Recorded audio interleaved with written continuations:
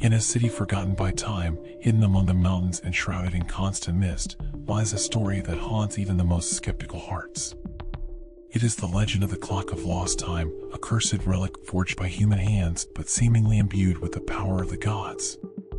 This pocket watch, with golden gears and indecipherable symbols, is said to have the ability to manipulate time. But its touch demands a steep price: sanity, life, and the soul. The clock was created in the late 19th century by Thomas Alencar, a brilliant watchmaker obsessed with the idea of controlling time. He was no mere artisan, he was a man consumed by madness and the desire to defy the laws of the universe. Locked away in his workshop for years, Thomas spoke of voices guiding him, forces beyond human comprehension. When he finally unveiled his creation, those who saw it claimed the clock seemed alive. Its gears turned hypnotically, and the golden glow it emitted felt almost otherworldly. Thomas insisted that the object could allow its user to revisit the past or leap into the future.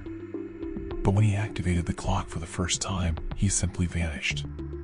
There was no sound, no scream, only silence, and the clock still ticking on the floor of his workshop. From that day forward, the clock began its dark journey, cursing all who dared to use it. The greedy banker, 1910 Gustavo Montero, found the clock and used it to predict events and amass great wealth. In no time, he built an unimaginable fortune. But the clock began to haunt him. He heard its ticking even when it wasn't near, as though the object had lodged itself in his mind. Gustavo was found dead in his vault, surrounded by gold, his eyes wide open in terror and claw marks on the walls, as if he had tried to escape something invisible. The desperate pianist, 1940 Clara, a young artist, discovered the clock in an antique shop and used it to return to the moment of the accident that took her brother's life. She managed to see him, but something went terribly wrong.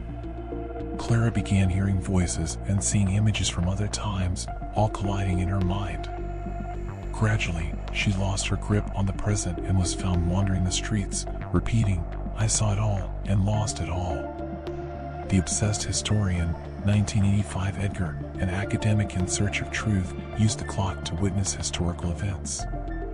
At first, it seemed to work, but over time, he began noticing strange details, shadows that shouldn't have been there, faces watching him. Edgar disappeared during one of his expeditions, leaving behind only his journal, which contained his final message: "Time cannot be bent without consequences." Today, no one knows for certain where the Clock of Lost Time is. Some believe it was stolen from a collector, while others claim the clock simply vanishes once its purpose in a person's life is fulfilled. In the city of Ouro Velho, residents say that on especially quiet nights, a metallic ticking sound can be heard coming from the ruins of Thomas Alencar's workshop. Some swear they've seen a golden light flickering among the rubble, as though the clock is waiting, calling. Would you dare? The Clock of Lost Time is a tempting promise, the chance to correct mistakes, avoid tragedies, or uncover the secrets of the future. But it demands a heavy toll. It toys with the mind, distorts reality, and, in the end, consumes those who attempt to master it. And you? If this clock were in your hands, would you have the courage to turn its crown and listen to its hypnotic ticking? Or would you surrender your soul to escape its inevitable curse?